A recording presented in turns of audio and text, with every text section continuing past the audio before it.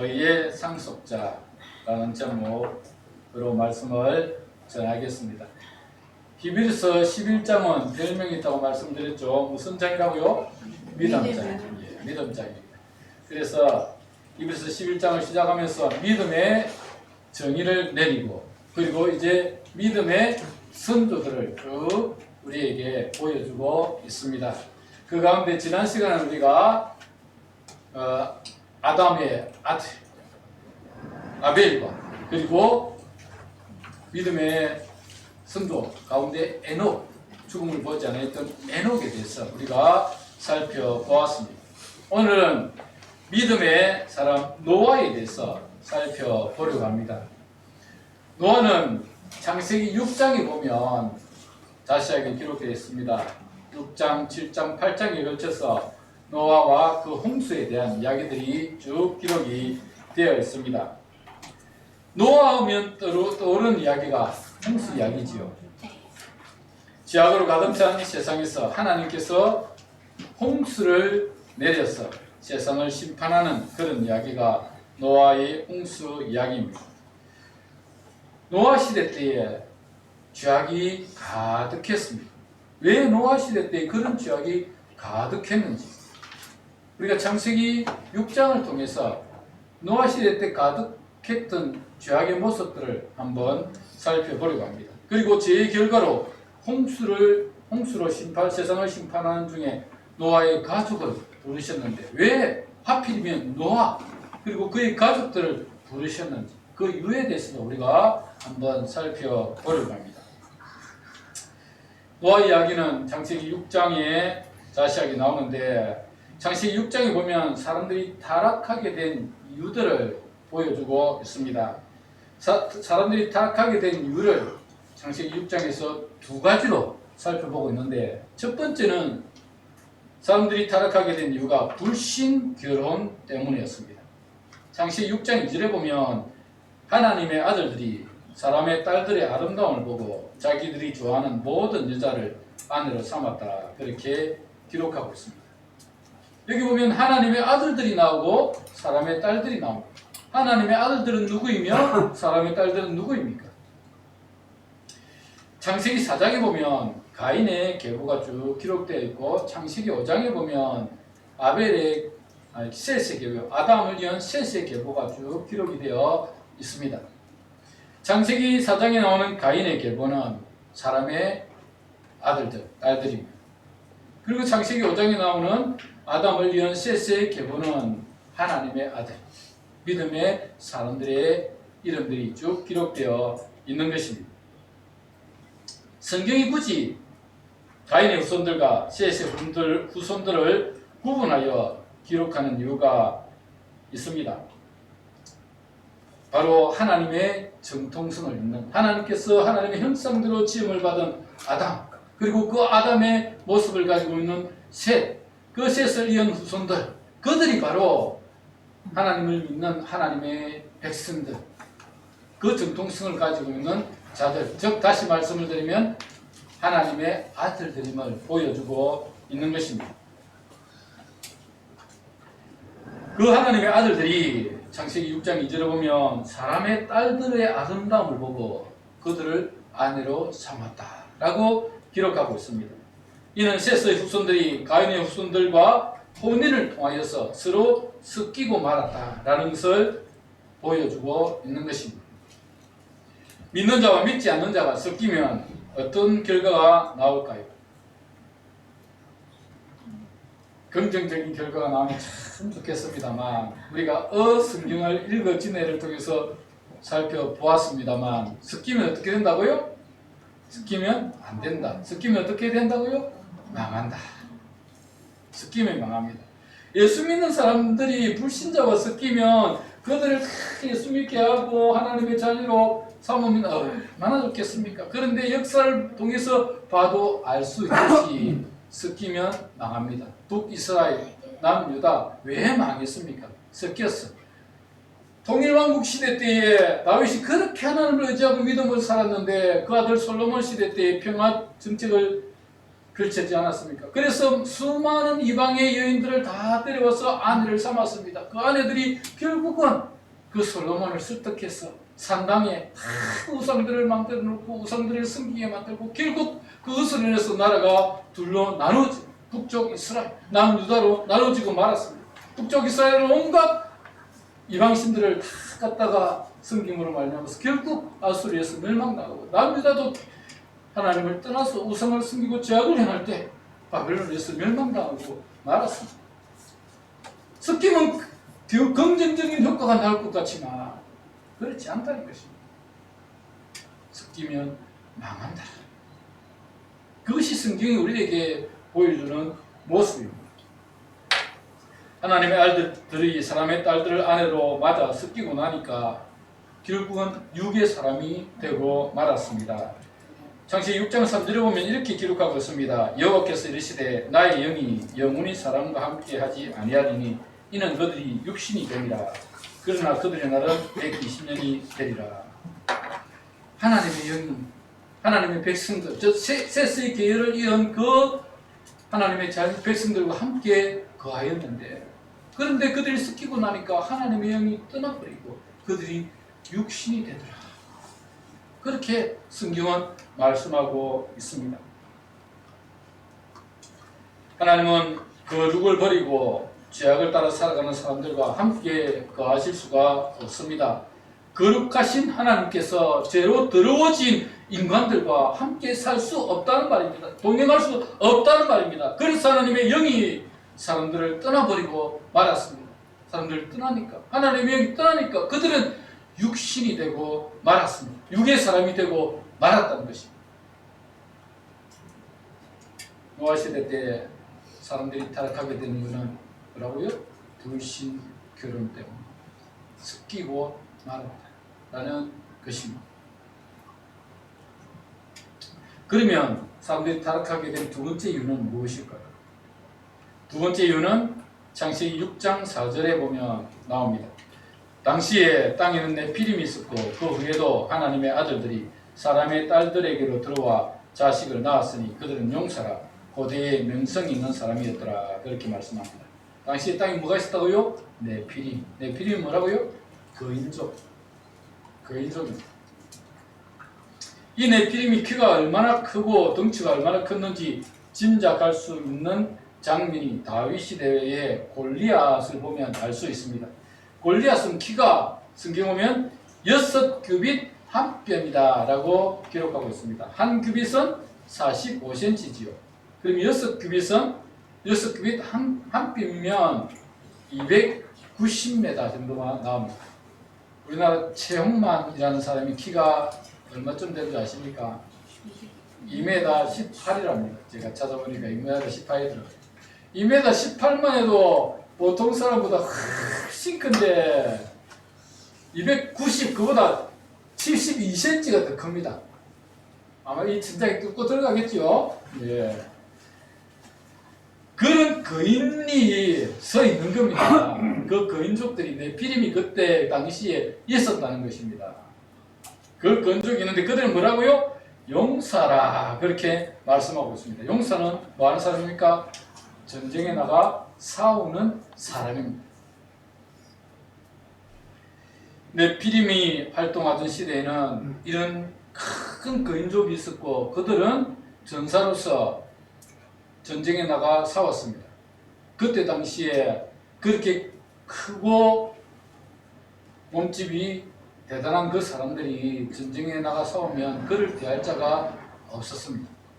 그래서 힘 있는 자는 힘 없는 자들을 빼앗고 노략하고 죽이고 그것들을 자기 것으로 만들었습니다. 그때 당시에 힘 있는 자가 지배하던 그 시대였다는 것입니다.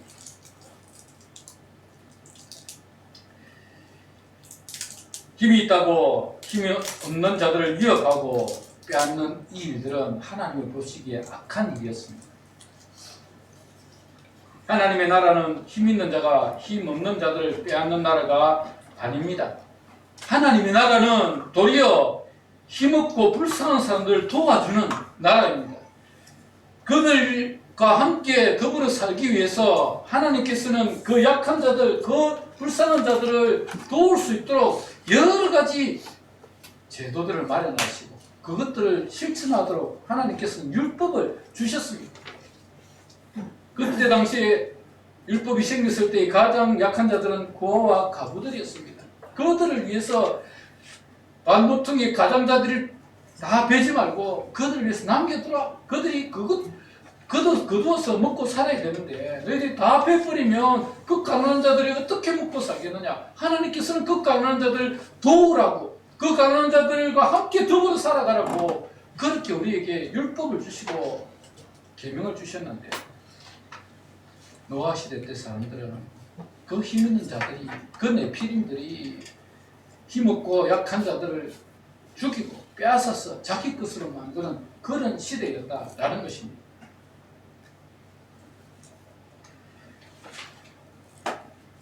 창세기 6장 5절에서 6절에 보면 그 시대에 이렇게, 그 세상을 이렇게 말씀하고 있습니다. 여호와께서 사람의 죄악이 세상에 가득함과 그 마음으로 생각하는 모든 계획이 항상 악할 뿐임을 보시고 땅 위에 사람 지으셨음을 한탄하사 마음에 근심하시고, 그렇게 말씀하고 있습니다. 그때 당시에 세상이, 온 세상이 악으로 가득 차 있었다, 그렇게 말씀하고 있습니다. 또 창세기 6장 11절 12절에 보면 그때에 온 땅이 하나님 앞에 부패하여 포악함이 땅에 가득한지라 하나님이 보신즉 땅이 부패하였으니 이는 땅에서 혈육 있는 자의 행위가 부패함이더라, 그렇게 말씀하고 있습니다. 부패하고 포악함이 땅에 가득했다. 사람들의 그 마음이 온통 욕심으로 가득하고 남에 있는 그 작은 것까지도 다 빼앗아서 자기 것으로 만들려고 하고, 그리고 그 포악함이, 그 네피림들이 그렇게 사람들을 죽이고 빼앗는 그 일에 혈안이 되어 있던 그런 시대였다라고 말씀하고 있습니다. 그런 시대에 하나님의 아들들이 사람의 딸들을 아내로 맞이하고 네피림들이 전쟁을 일으켜 악한 자들의 재산을 약탈하면서 세상은 죄악으로 넘쳐나고 말았습니다. 죄악으로 가득한 세상을 보시고 하나님께서는 이 세상을 심판하실 계획을 세우셨습니다. 그것이 바로 홍수로 이 세상을 심판하는 것이었습니다. 창세기 6장 7절에 보면 이르시되 내가 창조한 사람을 내가 지면에서 쓸어버리되 사람으로부터 가축과 기는 것과 공중의 새까지 거리하리니 이는 내가 그것들을 지었었음을 한탄함이니라 하시더라. 하나님은 홍수를 내려 이 땅을 심판하려고 하신 것입니다.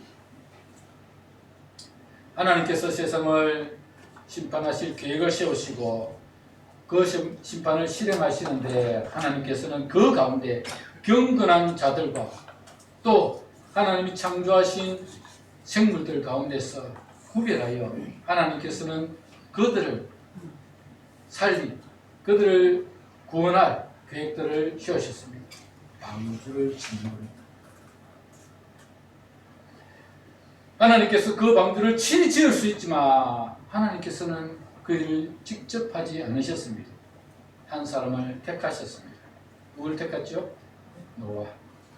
노아를 택했습니다. 그리고 그의 가족들에게 사명을 주셨습니다. 노아야, 내가 너에게 사명을 주겠다. 내가 홍수로 이 세상을 심판하려고 하는데 네가 방주를 지어 너의 가족을 구원하고 내가 지은 이 땅의 동물들을 네가 보존했으면 좋겠다. 하나님께서 그 노아를 부르셨습니다. 하나님께서 일하시는 방법은 바로 이렇습니다. 하나님께서 친히 모든 것을 하실 수 있습니다. 하나님은 말씀으로 세상을 창조하신 분이지 않습니까? 말씀으로 방주를 지을 수 있었습니다. 그러나 하나님께서는 그렇게 하지 않으시고 노아를 부르시고 그 노아에게 방주를 지어라 명령하셨습니다. 하나님께서는 이렇게 하나님이 친히 일하시기보다는 인간들 가운데서 하나님의 사명을 감당할 자들을 하나님께서는 세우시고 그들을 통하여 하나님의 일을 하시는 것이 하나님의 방법입니다. 하나님께서 이렇게 노아를 부르셔서 방주를 짓게 하셨는데 노아를 부르신 이유가 있지 않겠습니까? 노아를 부르신 이유가 있을 것입니다. 오늘 본문을 통해서 저는 두 가지 이유를 설명을 드리려고 합니다. 그 첫 번째는 노아는 하나님께 은혜를 입은 자였습니다. 창세기 6장 8절에 보면 이렇게 기록되어 있습니다. 그러나 노아는 여호와께 은혜를 입었더라. 그렇게 말씀하고 있습니다. 죄악이 가득한 세상 가운데 온 세상이 포악하고 간파함이 가득했지만 그 가운데 노아는 하나님의 은혜를 입은 자였습니다.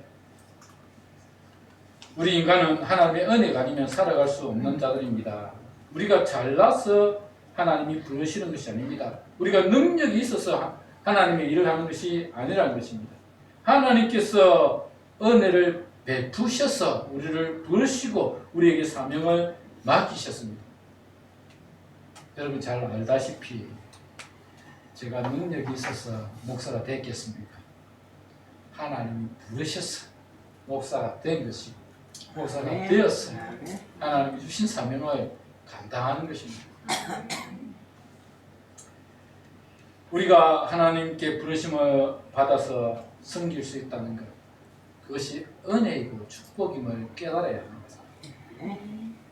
많은 사람들이 그걸 축복으로 깨닫지 못하는 사람들이 있습니다. 왜 저 사람은 일도 안 하고 빈들빈들 놀면서 교회에서 차려준 밥상만 받고 그렇게 하는데 나는 맨날 이 뜨거운 불 앞에서 앉아서 이 일을 해야 되는가 불평하고 원망한 사람이 있는데, 여러분 하나님 주신 사명을 감당할 때 불평하고 원망하면 절대 자기에게 복이 되지 않습니다. 탁 날아가 버립니다. 남이야 얻든 말든 하나님께서 주신 내 사명을 가지고 감사함으로 그것이 축복임을 깨닫고 은혜로 여기고 그렇게 충성하면 그게 복이 됩니다. 정말 그렇습니다. 제가 경험해 보니까 그게 복이 되더라고요. 나는 왜 저 큰 교회 목사가 안 되고 이 몇 명 안 되는 교회에 앉았어? 절대로 그렇게 하면 복이 안 됩니다. 이 교회가 하나님이 나에게 주신 교회이고 나에게 주신 성도들입니다. 아니 나는 큰 교회 하나도 부럽지 않고 우리 성도들과 함께 이렇게 섬기며 주님의 교회를 세워가는 것, 이것이 얼마나 큰 축복이고 은혜이고 감사한 일인지 정말 그걸 날마다 느끼며 살아간다니까요. 정말 큰 교회 절대로 안 부럽습니다. 어디 뭐 큰 교회 정말 진심입니다. 하나도 안 부럽습니다.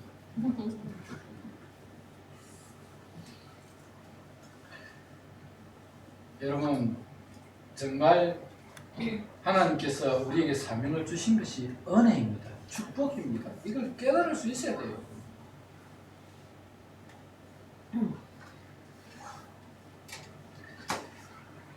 하나님께서 이렇게 우리를 부르셔서 하나님의 일을 맡기셨다는 것, 그것이 축복임을 깨닫고 주신 사명에 감사하며 충성해 나가야 합니다. 두 번째로 왜 그렇다면 또 하나님께서 이 노아를 부르셨을까? 당시에 수많은 사람들이 있었을 텐데 하나님이 노아를 부르신 이유가 무엇일까? 두 번째 이유는 하나님께서 노아를 부르실 때에 그는 믿음의 사람이었습니다. 순종의 사람이었고 경건한 하나님의 백성이었습니다. 당시에 수많은 사람들이 불신 결혼을 통하여서 이미 타락했고 간파함이 가득해 있었지만 그는 경건한 하나님의 사람으로서 있었다는 것입니다. 창세기 6장 9절에 보면 이렇게 말씀하고 있습니다. 이것이 노아의 조건이라. 노아는 의인이요 당대의 완전한 자라. 그는 하나님과 동행하였으며 그렇게 말씀하고 있습니다. 이 노아를 소개하면서 그는 의인이요 당대의 완전한 자라. 하나님과 동행하였으며 하나님은 그를 떠나지 않았습니다. 하나님께서 하나님의 영이 사람을 떠나고 있을 그때에도 하나님의 영이 노아와 함께했습니다. 노아의 가족과는 함께했습니다. 왜? 그는 하나님 바르게 살고 거룩하게 살고 노력했던 하나님의 백성이었기 때문에. 하나님이 쓰시는 사람은 부나 권력이나 능력을 가진 자가 아닙니다. 하나님께서 쓰시는 사람은 거룩함과 의로움을 가진 자입니다. 디모데후서 2장에 보면 큰 집에는 많은 그릇이 있다. 금그릇도 있고 은그릇도 있고 나무그릇도 있고 질그릇도 있다. 그렇게 여러 그릇이 있지만 주인이 사용할 수 있는 그릇은 깨끗하게 씻겨진 그릇이어야 사용할 수 있다 라고 말씀하고 있습니다. 아무리 금그릇이라 해도 은그릇이라 해도 그 안에 오물이 담겨 있다면 그 그릇은 사용할 수가 없습니다. 주인은 깨끗하게 씻겨진 그릇만 사용하십니다. 죄악된 세상 가운데 살아가지만 노아는 그 죄악을 따라 살아가지 않았습니다. 오히려 하나님을 믿고 말씀에 순종하며 살았던 믿음의 사람이었으며 의로운 사람이었습니다.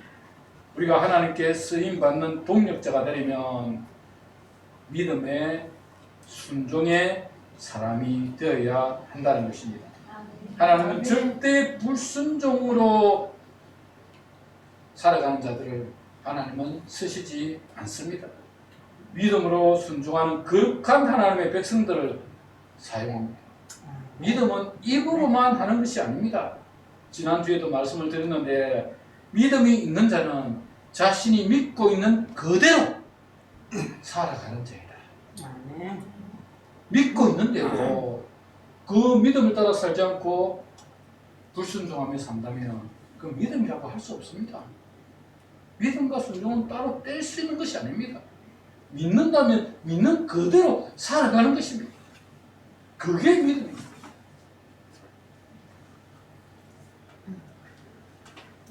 하나님은 절대 불신앙의 사람을 사용하지 않습니다. 불순종의 사람을 사용하지 않습니다.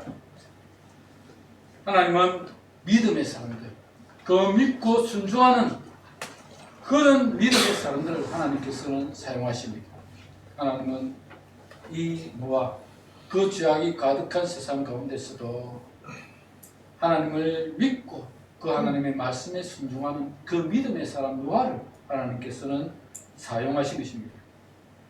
그렇게 하나님께서는 세상을 물로 심판하실 계획을 세우시고 그 계획을 실천하기 위해서 노아를 부르셨습니다.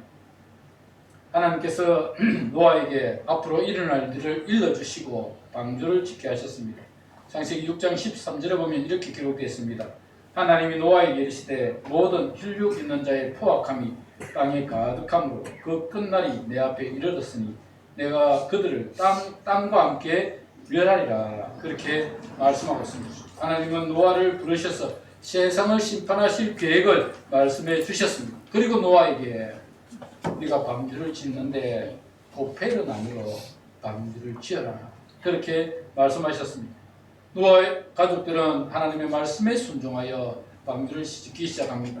창세기 6장 22절에 보면 이렇게 기록하고 있습니다. 노아가 그와 같이 하여 하나님이 자기에게 명하신 대로 다 준행하였더라. 노아는 믿음의 사람이었습니다. 노아가 죄악된 세상에서 거룩한 하나님의 백성으로 살아가는 것만 봐도 노아는 믿음으로 순종하는 믿음의 사람임을 알 수 있습니다. 그렇게 믿음을 따라 순종하는 믿음의 사람인 노아에게 하나님은 은혜를 베푸시고 그를 부르셔서 그에게 사명을 맡기신 것입니다. 노아는 하나님의 말씀에 순종하여 하나님께서 명하신 그대로 방주를 지었습니다. 여러분, 노아가 방주를 짓던 시대가 어떤 시대인 줄 아십니까? 그 시대는 원시 시대였습니다. 돌칼, 돌도끼 이런 것으로 방주를 짓던 시대였습니다. 그렇기 때문에 방주를 짓는데 걸린 시간이 얼마나 걸렸을까요? 100년입니다. 노아 나이 500세 되던 해에 방주를 짓기 시작하여 600세 되던 해에 방주를 완성했습니다. 한번 생각해 보십시오. 돌칼, 돌도끼로 나무를 찍어서 그것을 다듬어 가지고 그걸 한 켠 한 켠 다 쌓아 올려서 방주를 지으려면 100년쯤 다 걸리겠습니까? 그 방주가 뭐 조그만한 돛담배도 아니고 그 큰 방주를 지으려면 100년의 시간이 필요했을 것입니다. 노아의 가족은 하나님이 명하신 그 사명을 완수하는 일에 결코 소홀하지 않았습니다.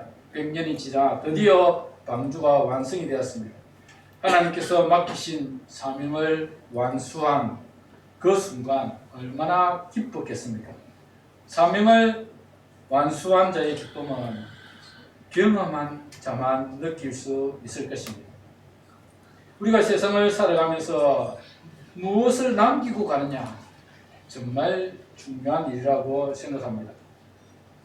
세상을 살아가면서 우리가 아무것도 남기지 않고 다 털어먹고 간다면 그의 삶이 얼마나 초라하겠습니까?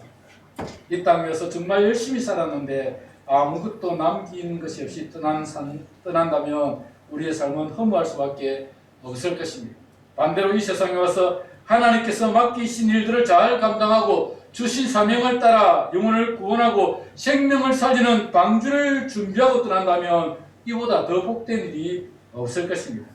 요한은 하나님으로부터 사명을 받아 100년 동안 방주를 지었고 그 방주를 통해 노아의 가족 8명뿐만 아니라 하나님께서 창조하신 그 동물들을 방주에 태워서 그들을 구원하는 일을 감당했습니다. 그리고 하나님의 말씀대로 그들이 먹을 양식들도 저축해 두었습니다. 거의 1년 동안 방주에서 나올 수가 없었습니다. 여러분, 홍수가 내린 날이 며칠쯤 된다고요? 40일 동안 세상에 홍수가 내렸습니다. 온 큰 산도 다 잠겼습니다. 그리고 그 물이 다 사라지기까지 1년이 걸렸어요. 그래서 1년이 지난 이후에 방주 뚜껑을 열고 드디어 나왔는데 그 1년 동안 먹을 그 동물들이 먹을 그 양식들 8명의 가족들이 먹을 그 양식들을 하나님께서 저축해 두라 말씀하셨기 때문에 그것들을 저축하고 그 방주에 다 실어서 그 동물들을 1년 동안 살려야 하는 그 노아의 그 사명.